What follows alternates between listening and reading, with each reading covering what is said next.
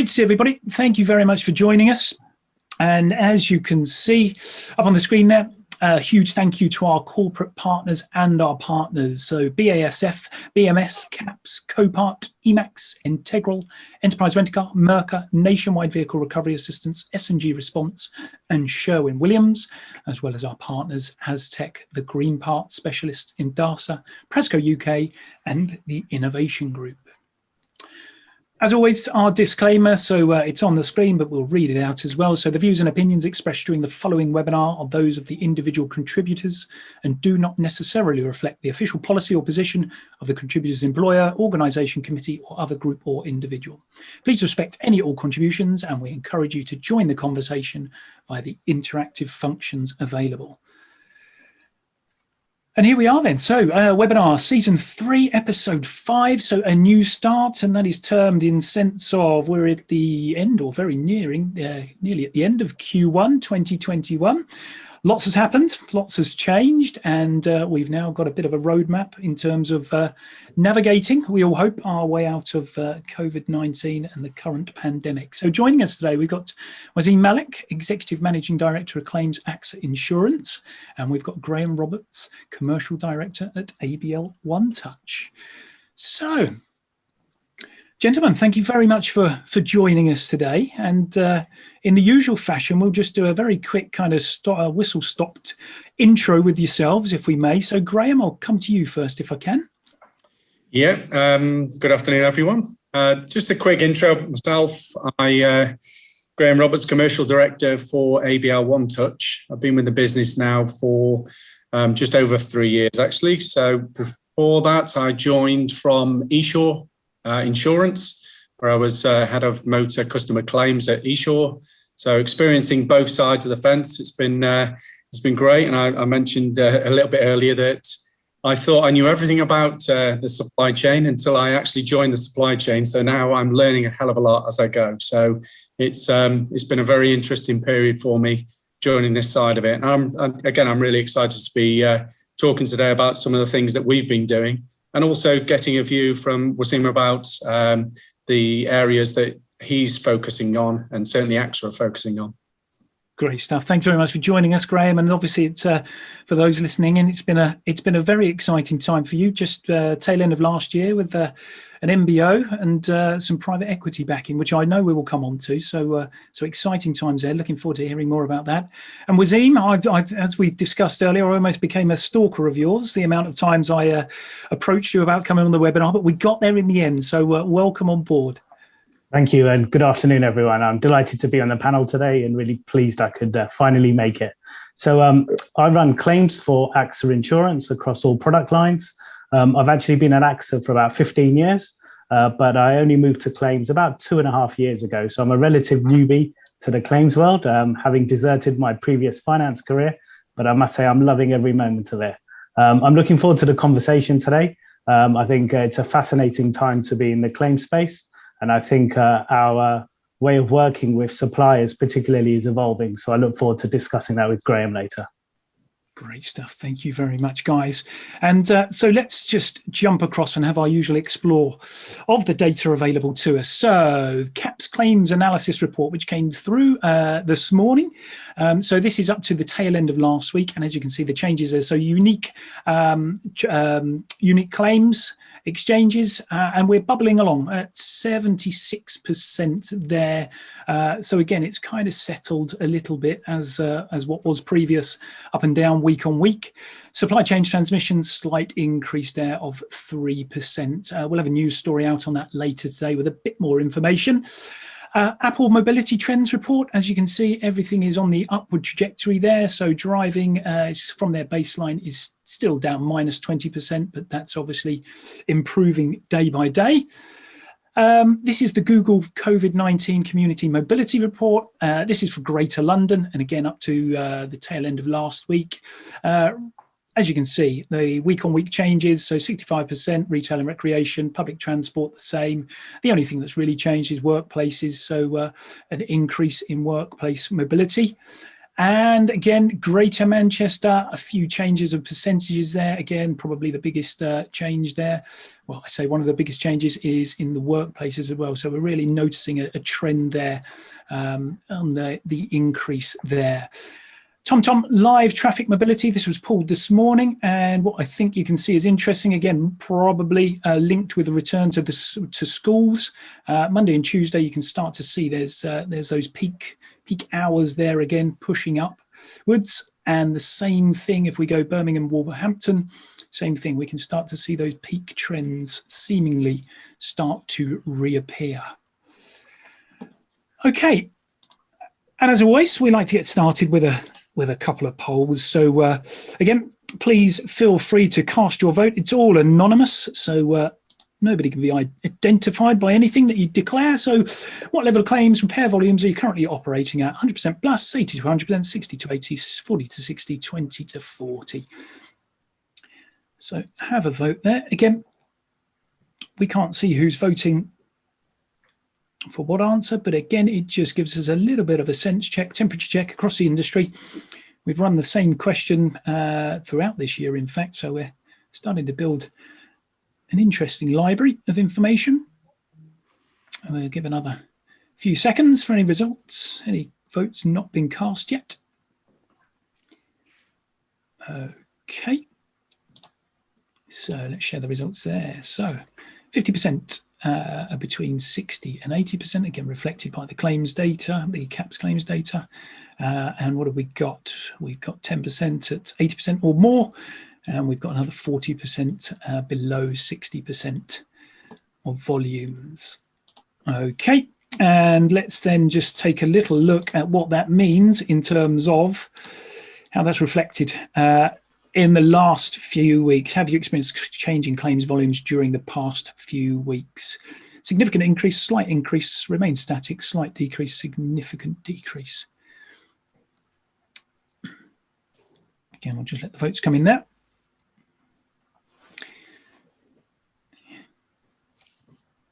Excellent stuff. All right. And we'll share those results. So remain static, yep, 39%, slight increase 29%, same with a slight decrease, and significant decrease at the bottom there, 2%.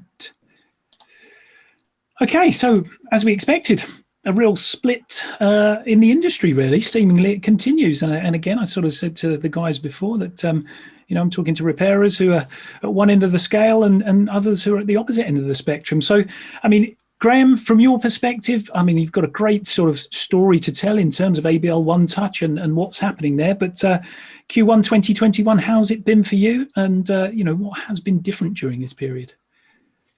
So I think certainly Q1, we've seen a very steady position. There's been around about a sort of 70 to 80% of pre-COVID levels in terms of our business, but it's certainly been something that we found ourselves that, you know, we've cut our cloth accordingly. And as I mentioned a little bit earlier, because we operate very much a central function within our business, it's allowed us to be able to manage that accordingly and be able to effectively make sure we, one, service all of our customers and our partnerships, but also make sure that we are not losing from an efficiency and cost perspective and actually being able to handle the volumes that come to us. But we've found ourselves in a position that we're well placed to be able to handle that.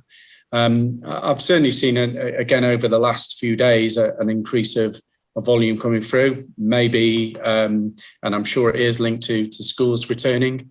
We're going to see that over the coming weeks, I'm sure, and that's going to be something that we'll wait to see the impacts of that. But certainly, as a business, we found ourselves in quite a unique position. Again, I'll sort of mention it now that we did go through an MBO last year, the end of last year, which has left us now in the sort of first quarter of this year in a position that we're now being able to build our strategy so that we've got a sustainable business going forward. And because quite unique is the private owners that owned the business previously, Sue and Dave, brought in a sort of professional management team. so that myself, Duncan and John were able to align ourselves in preparation for a sale.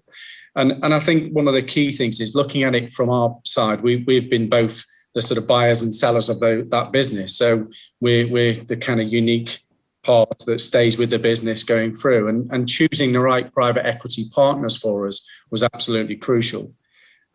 We did see quite a lot of equity partners. We've been through quite a few interviews, and it's been quite a challenging period of due diligence, let's just say. And lots of it. So it's been 12 months in the making to get us to this position. But, thank God we're through it now, and we're in a much stronger position for it. We sit up now on a very strong fund. We're very strongly funded by Mobius, who are our equity partners. And it puts us in a really strong position to go forward. One of the key aspects for us was that when we sat down with the private equity companies, it's the way that they actually start to build the multiples of value for the business, how it actually operates and works. And that was a fantastic learning curve for myself, was understanding that, both leading it from a business going through this process, but also understanding all the unique parts of it that actually make for the value of that business. And I think, from our side, what we saw some quite aggressive partners that wanted a very, very strong growth plan, to the point of it became unreasonable, and went against and flew in the face of our own models. But then we also saw the opposite side of that. They were sort of they didn't have a great deal of aspiration in what they wanted. So we landed very lucky working with Mobius and being able to take forward our own strategies. This was not driven by them, but driven by our myself, Duncan, and John's ability to actually take this business to where it needs to be. And it's been great. And I know we had a brief chat before, Wasim, about your background, and you've got quite a lot of experience around private equity and how that sort of works for businesses.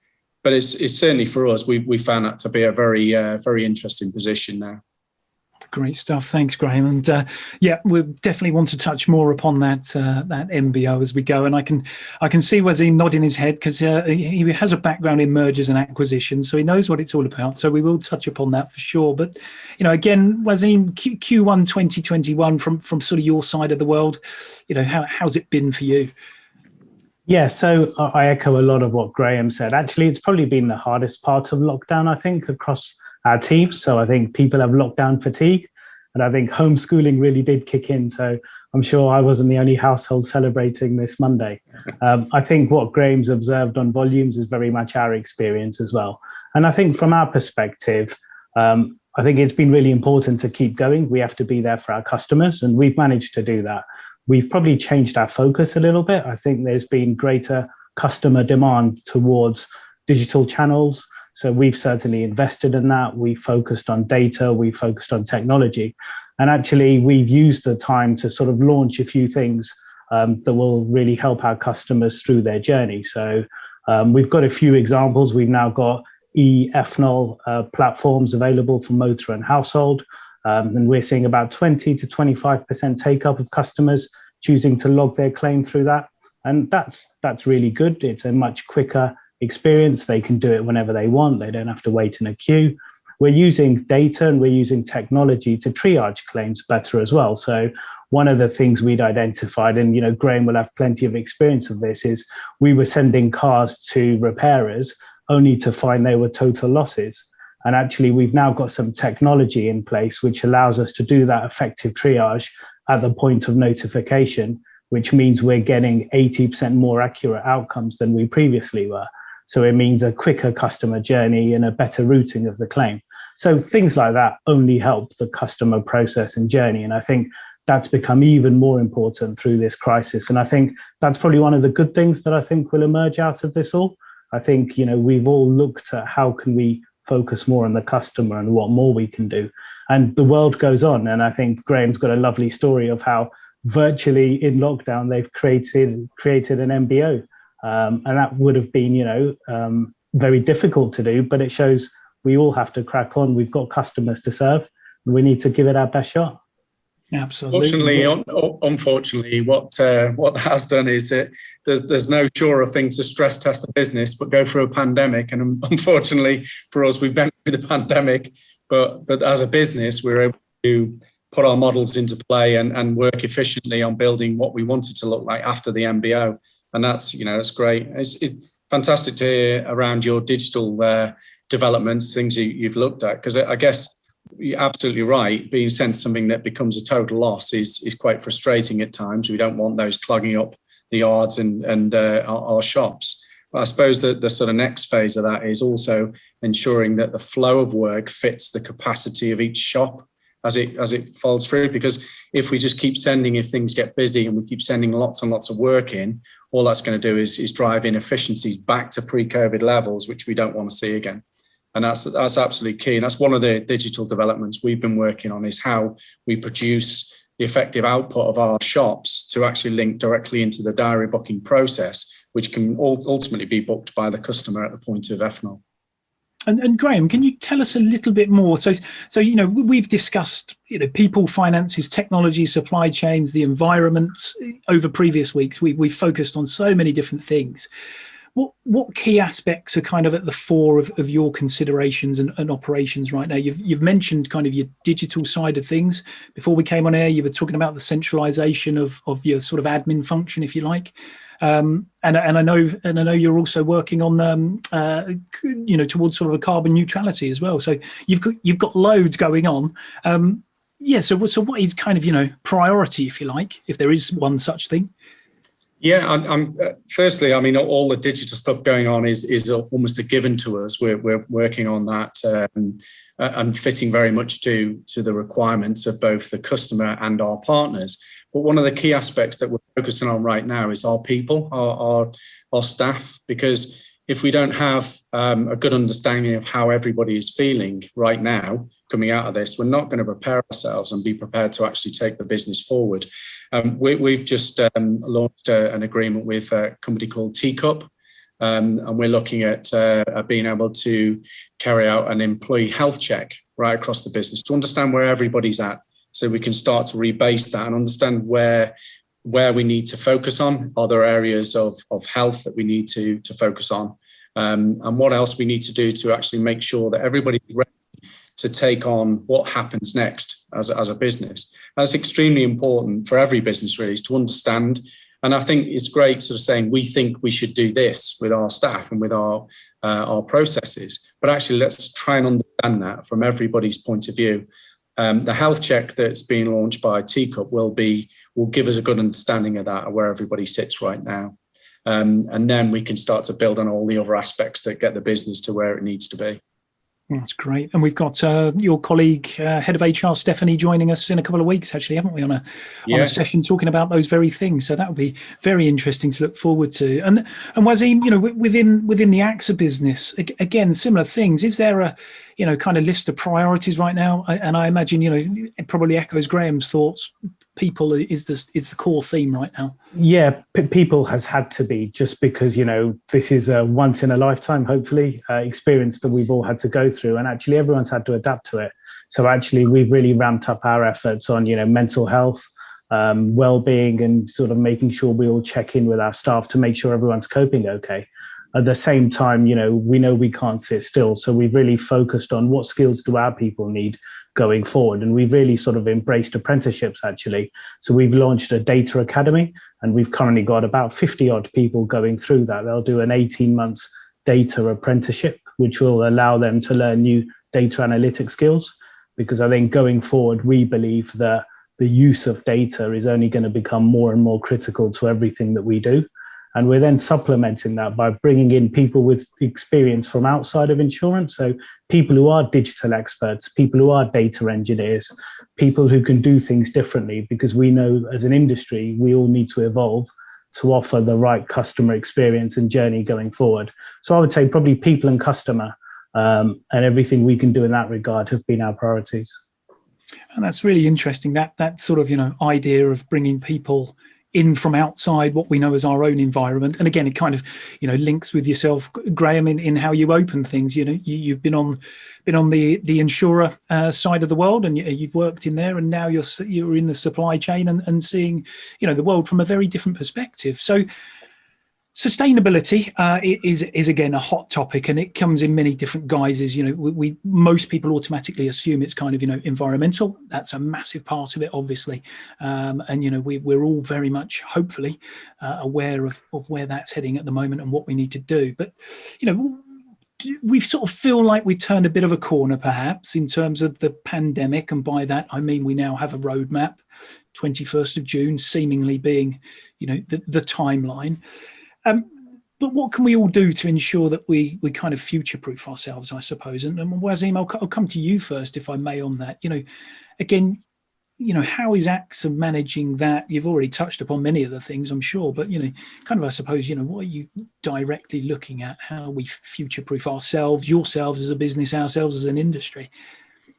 So I think it's resilience. And I think, again, we've probably all shown ourselves as a nation how resilient we are, how well we've all adapted to this. So within 3 weeks, we had 95% of our staff working from home. Before pandemic, that was sort of 20%, 25%. So it shows when you put your mind to it, what you can achieve in a very short space of time. And we've managed to maintain all of our service standards throughout the period. So I think it just shows we are resilient as an industry. And I think, we have a critical part to play. So I think as long as we continue to focus on the customer and what matters and why we're here, I think we'll all be in a very good place. And I think the other thing I've probably seen a trend towards is deeper partnerships with our supplier partners. So it's very much evolved away from just being a price discussion. And it's now about what are the common traits, what are the values that you have hand in hand with your partner, and making sure you can offer that seamless customer experience together. And I think that's been a real positive, I think. And I think that's really changed probably in my time in insurance, and certainly only in the last few years in claims, I've seen that relationship evolve. And I think, again, that puts us in a very good position to, continue to prosper and sustain what we're seeing at the moment. Absolutely. And I think that kind of, vantage point can only be of benefit to everybody, customer, the whole supply chain, everyone involved in the process, really. And Graham, I know you've kind of got thoughts on that. So share them with us. Yeah, I think, that's from our perspective, very, very true sense of the word resilience is something that as a business, we've proven ourselves very much to work through this, and an industry to work through what's been the most difficult time that any of us will ever see in terms of national issues. But I think from what we've seen as a business, we've challenged every area of the business, so every single aspect, and it's given us time to think about every part. That we just grew and grew and grew on the basis that we required, or we thought we required, to actually apply resource to something or buy equipment to something to get us to a place that would allow us to actually move forward. But when you challenge it, you take a step back and look at everything, and you start to challenge every individual, and they challenge themselves and they challenge their teams. We've actually got to a very good place that we found that we don't need some of the aspects of what we've been working on in the past. It's not important. What makes that business run quicker and smoother? And they're things that we've got to continue to do now. It's not a case of one-off, we've done that now and we're okay. We've got to continuously revisit this and make sure we're on top of things to drive those efficiencies forward. Just a kind of, you mentioned before around the carbon neutrality. That was something that actually is driven from LV, one of our partners. They actually were very interested in the sort of carbon neutrality and how that would work within our industry. But we'd been doing some work with our customers about how they would see or perceive the use of green parts, but also how they would perceive the use of a business that is carbon neutral. And what we found is a real positive response to that from customers, finding that actually that has become a much higher priority than anything else that we've seen in the past. So we had to look into this a lot further and understand what was required. And one of the key aspects for us was not about just offsetting all your carbon through a kind of a relative or monitored project, but actually what can we do internally? And this is back to what about challenging each area of the business. What can we do that actually is going to allow us to take forward all of these efficiencies that we look at through this process? And things like working on site, basic things like switching on, switching off things when you're not using them, challenging your supply chain. What are the green products that they can provide and what cost, and how can they distribute things in the right way? Do they need to attend the site 3 or 4 times a day to drop parts or paint or all those things off? When actually, if we are a lot more smart in the way we work, we can actually become a lot more efficient in the way we operate things. Because going forward into a sort of low carbon, zero carbon position, all of these aspects that we just take for granted on a day-to-day basis will come into play. Strangely, the sort of scope-free part of carbon neutrality was the toughest. How do you manage your supply chain? That's one of the really hard things to put down in writing. But again, Wasim mentioned that aligning yourselves to your partners, making sure you've got the same cultural approach to things, making sure you've got the right focus on customers, and not just on individual objectives will make a big difference. And it's the importance about supporting all these things like carbon neutrality collectively. I see it as a claim. Claim comes in, cradle to grave. The insurance company will take that claim on, and should therefore be interested in what happens through waste that is generated through that claim, the vehicle repairs that are generated, the products used, the materials, all those things should be of interest right through from cradle to grave. And aligning that to the right partners and getting yourself in a place that actually means something rather than this just being a tick box exercise is absolutely crucial.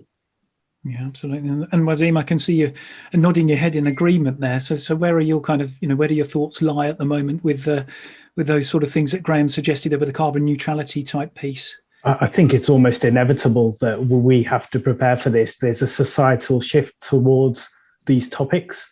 And I think us as an industry absolutely have to be at the forefront of it.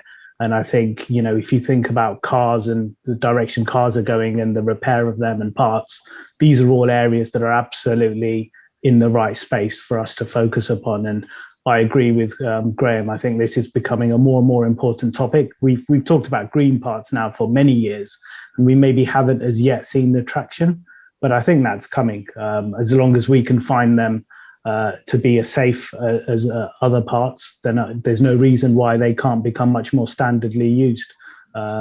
Because I think the appetite is certainly there, because every organization is considering these topics now and needs to almost be seen to be doing the right thing for society. Yeah, absolutely. And there's a couple of logos behind me that I'm sure you can contact those guys should you ever need a conversation, Wasim. So there you go. I've done my marketing pitch for them.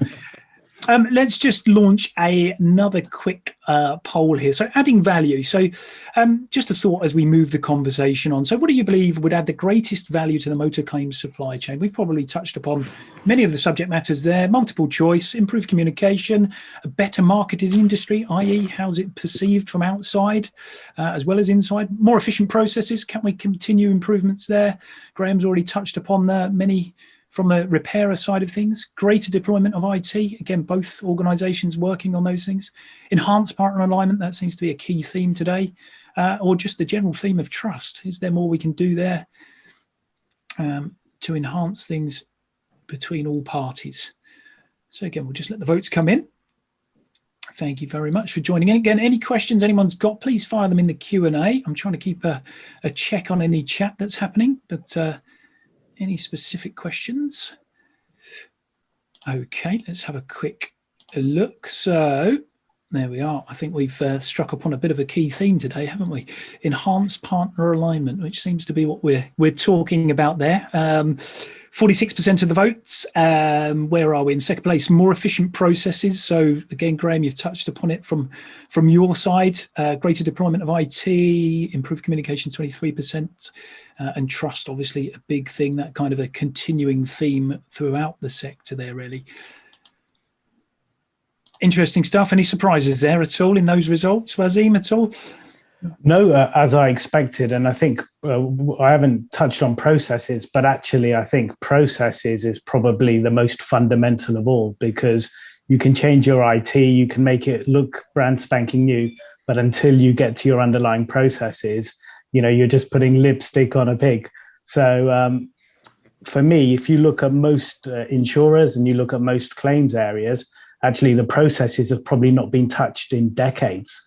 So actually, we've undertaken a program over the last 2 years to look at all of our processes from start to finish. And you're amazed once you sort of step back and you look at it afresh as to some of the things that we've historically made our customers go through and all the various touch points. So I think bringing a fresh pair of eyes on that has been incredibly valuable for us.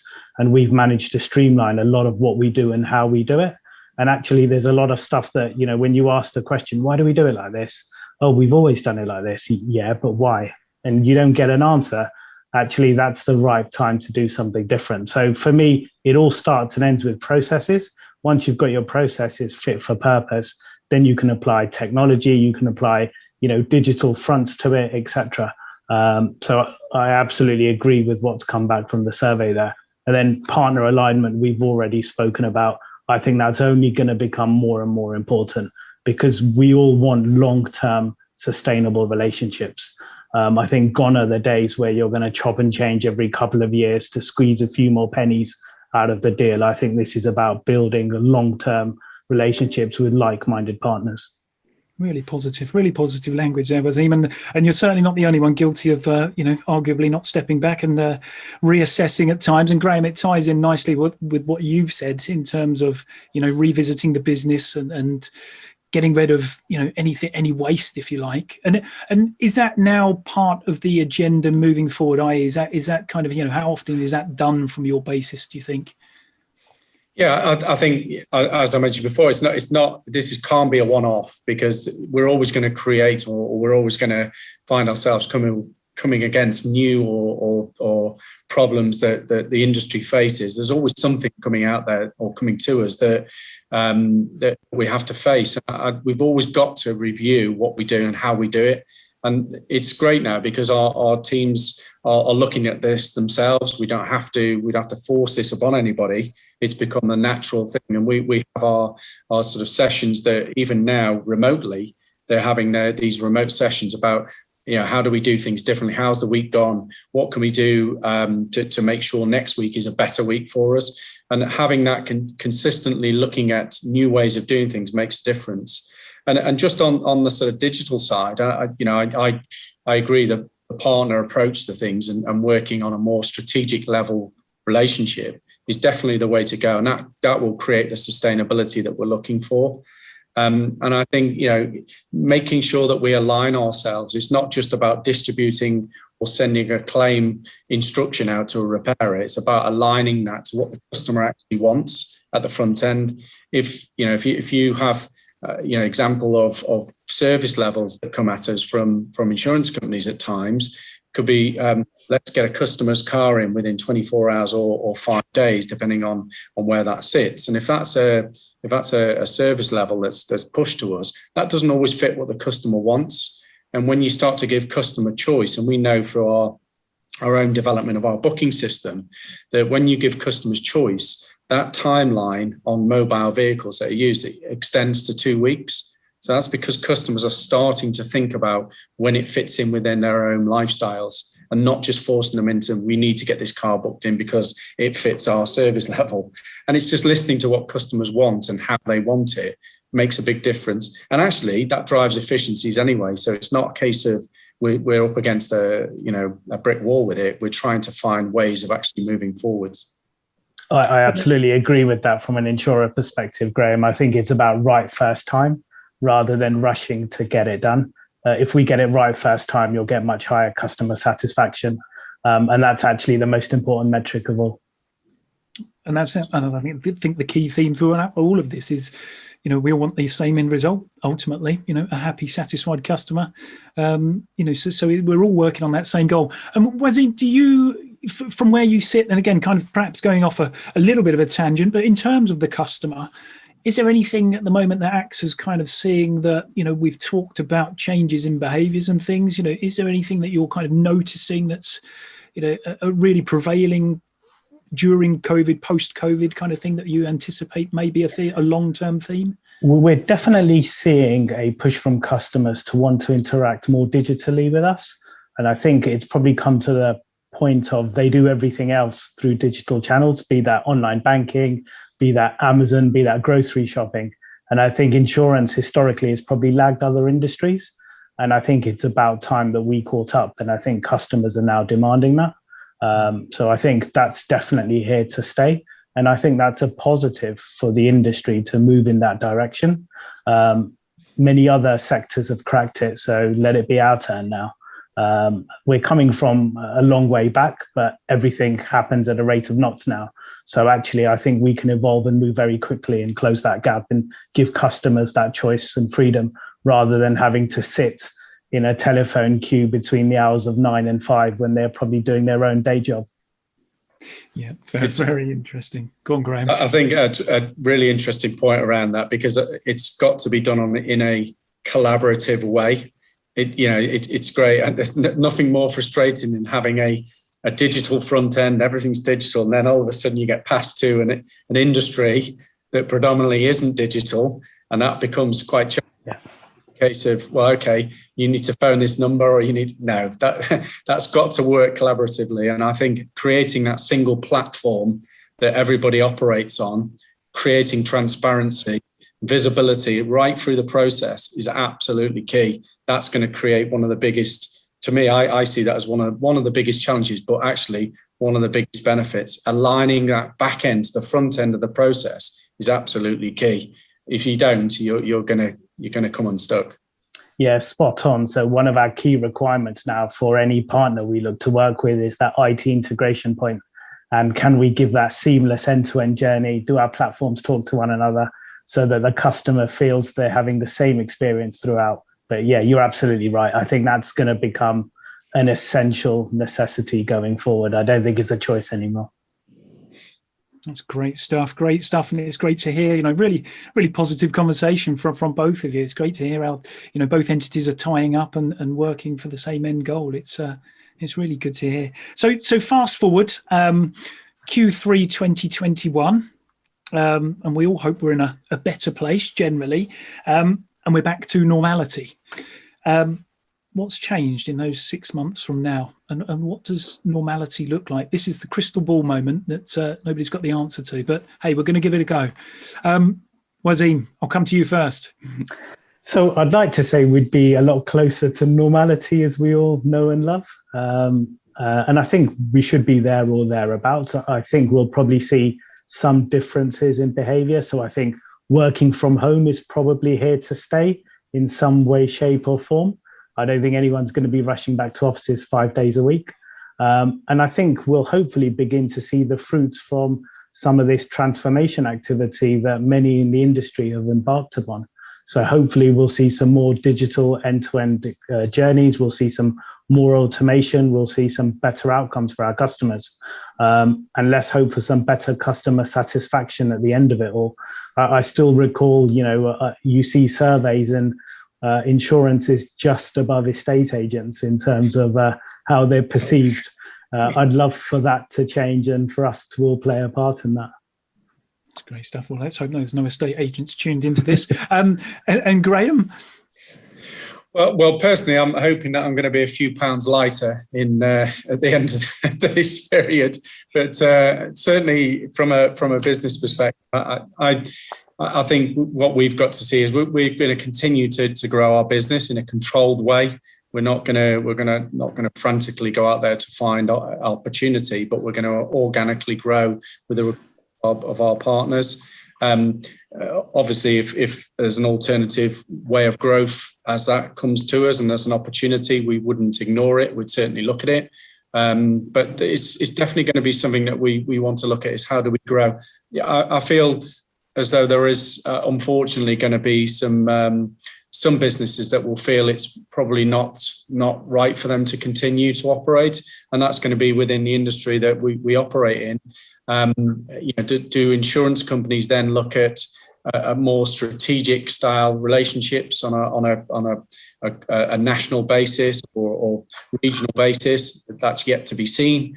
But I think there's going to be some of the vulnerabilities that are out there need to be taken care of before we actually move forward into understanding where we're going to be as businesses and as an industry. But for us, we it's business as usual. We've got a strategy for certainly for the next 5 years and where we want to be, what we need to do. We've got a whole opportunity to align ourselves to the requirements of our partners. And I think it's going to be interesting. I'm quite excited about how we come out of this. And as long as we do it in the right way, bringing our people with us along the way and make sure they fit in with our digital journey as well as the requirements and the skills that we need from our people, it's going to make us a much stronger business, all of us, and a stronger industry.